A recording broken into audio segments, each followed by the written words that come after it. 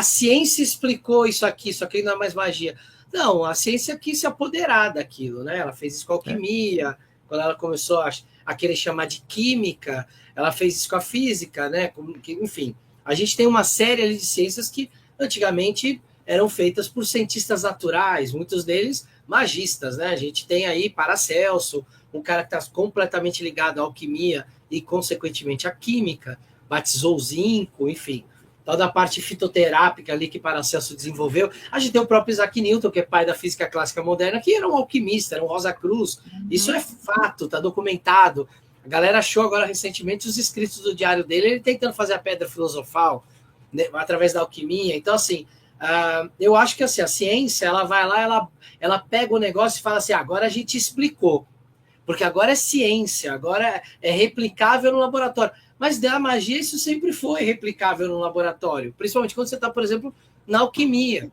Então o fato da ciência falar assim, não, agora eu expliquei, então agora não é mais magia, agora é ciência, é uma forma que eles encontraram de roubar o conhecimento para dentro da academia de uma maneira de falar, agora ó, não é mais... porque muitos acadêmicos eles acham que magia é superstição, é algo que é sobrenatural. Quando, na verdade, quem estuda magia mesmo sabe que a magia funciona dentro das leis naturais. Ela não tem nada a ver com superstição. O mago, em geral, ele é um estudioso. Então, eu acho que muitas coisas da magia já foram explicadas pela ciência e não deixaram, pelo menos para mim, não deixaram de continuar sendo mágicas. Porque é uma forma de mudar a realidade através do intento humano. Então, eu acho que com o tempo isso vai se tornando mais comum. Mas... talvez a melhor resposta para essa pergunta seja, para o magista, não importa. Na verdade, o magista nem se propõe a querer que isso aconteça, porque se a gente colocar magia numa categoria que quer ser ciência, ela automaticamente vai ser transformada em pseudociência.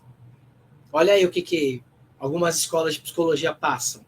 Né? Psicologia analítica, a junguiana... né? Quantas vezes eu não vejo cientistas dando entrevista e falando isso é pseudociência, mas a cognitiva, comportamental não é porque é observável, beleza, mas e as outras? Não dão resultado? Caramba, quantas milhões de pessoas no mundo fazem terapia e não tem resultado? Então não cabe no método científico, não é ciência. Acho que a magia ela nem quer. Mas eu acho que agora, ainda a ciência ela está tendo que dar o braço a torcer, né? Porque toda a precisão que ela julgava, pelo menos era o que era propalado, né?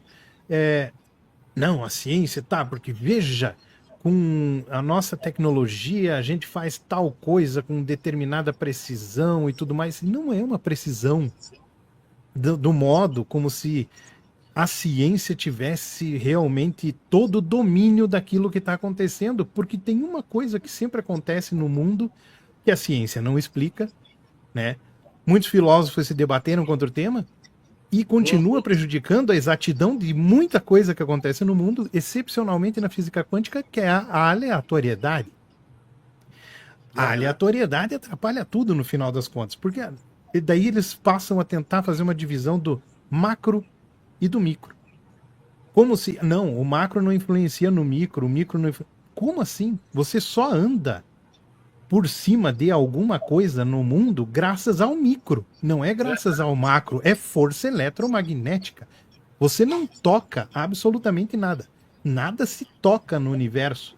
E isso acontece no nível quântico, eletromagnético. Então você cria aquela falsa ideia que é a mesma daquele professor no ensino médio falava assim: se você pegar um canhão e botar ele no ângulo de 45 graus, com tanta força aqui de início, o projétil que pesa tanto vai atingir o maior alcance possível e você consegue prever que ele vai cair em tal lugar.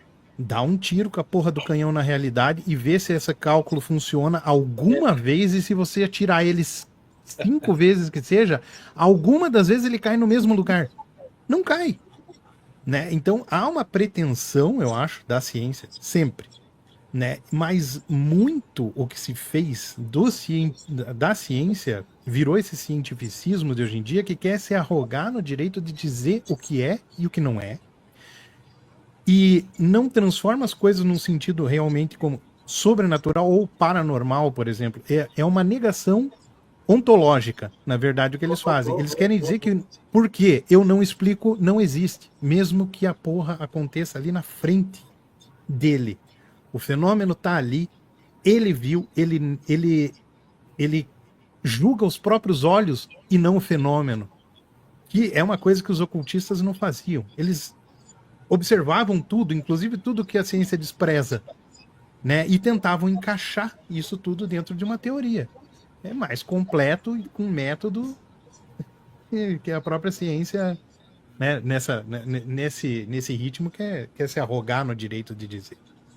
Uma coisa que tem acontecido que é muito interessante eu trabalhei, né? Estou falando agora para vocês que eu trabalhei com TI, né? Mas comecei a trabalhar nessa área de 2018 para cá. Antes eu trabalhei na área de educação e trabalhei no meio acadêmico. Cheguei a trabalhar no MEC um tempo. Trabalhei muito no meio acadêmico científico ali durante muito tempo. E claro, você tem pessoas dentro do meio acadêmico científico que estão querendo realmente aprender, pesquisar. E tem gente que, não, isso aqui, não vou nem olhar para isso, que isso aqui não é pseudociência, não interessa, não sei o quê. Mas uma coisa que eu tenho observado hoje, dentro de algumas universidades, dentro do meio acadêmico, é que a galera ficou tão fechada no meio acadêmico que agora estão tendo que trazer gente de fora para falar de experiências. Então, por exemplo, não faz muito tempo, eu estava numa universidade aqui de São Paulo e estava tendo uma como é que eu posso chamar? Não era um congresso, era um dia de palestras ali que os professores da universidade estavam dando, relativas à antropologia. E estavam falando muito de construção de pensamento mágico através da antropologia. Só que um monte de acadêmico que nunca participou de um ritual na vida. E só que eles começaram a perceber isso. E eles começaram a trazer pessoas que têm uma vida acadêmica, mas que também tiveram a vivência de ir lá num ritual, de entrar em transe, de entrar em estado alterado de consciência. Porque é muito fácil, muito rápido falar assim, entrou em estado alterado de consciência porque o cérebro foi lá e soltou tal hormônio ou foi induzido por tal substância. Só que sem viver aquilo, você não sabe o que pode acontecer. A gente tem os estudos que aconteceram no século passado com LSD, como uma forma de colocar, né, não a forma de droga, mas a forma de colocar o ser humano em estado alterado de consciência para ver o que vinha daquilo ali, com resultados muito interessantes na época. E que a academia começou a jogar isso de canto. Só que agora, eles estão falando de coisas que eles não vivem. E eu vi isso, né? Eu posso falar, estava lá dentro vendo isso. Só que isso tá ficando capenga. Que você publica um estudo para falar do ritual de um povo, você nem conhece o povo, você nem fez o ritual, quem é você para falar isso? Né? Você está fazendo uma vivência religiosa através de uma vivência de ABNT? Não dá, né? Então, eles começaram a chamar agora as pessoas e pessoas normalmente acadêmicos, que produzem também conteúdo científico, falando, olha, é isso, o ritual é isso, ele funciona desse jeito, eu senti tal coisa, e aí você consegue enriquecer o debate. Então é bom de ver que tem pessoas hoje abrindo isso dentro da academia, principalmente chamando professores convidados para falar de assuntos como esse, porque senão a gente estava perdido. A gente ia ficar numa academia fechada, e do outro lado os magistas também fechados, e hoje a gente não tem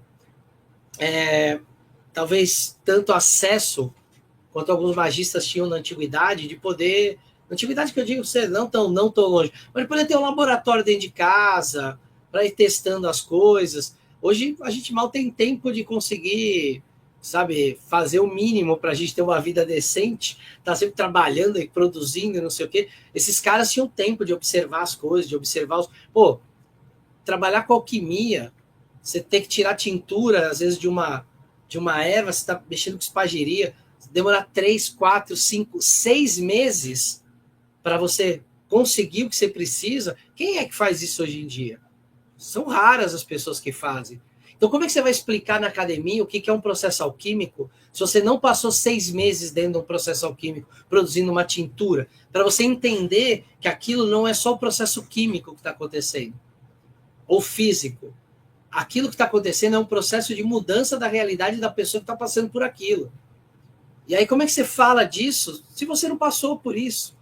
Ah, porque tal estudioso lá observou os povos ou não sei quem fazendo tal coisa. Cara, faz, vive o negócio, sente, você vai ver que a coisa não é bem do jeito que você julga de fora, né?